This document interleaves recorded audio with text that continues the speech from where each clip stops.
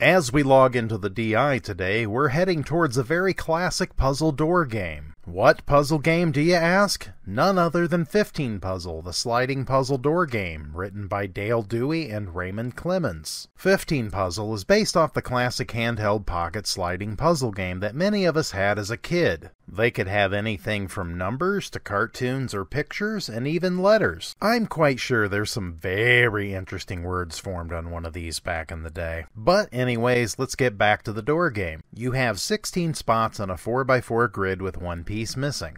It is your job to get the numbers back into order to win the game. 1 to 4, 5 to 8, 9 to 12, 13 to 15. You move a piece by typing in the number you wish to move to the empty spot. So then you begin shifting the 15 pieces around on the board to get them into the order to win. And after many moves, 290 to be exact, I completed my puzzle. So if you manipulated the 15 puzzle door game back in the day, or simply popped the tabs out of one of the numbers of the actual toy to put it back in the correct order again to only have your brother mess it up for you again, please let me know down in the comments below. Stay logged in here to the DI for the next door game, but until then, Digital Infinity out.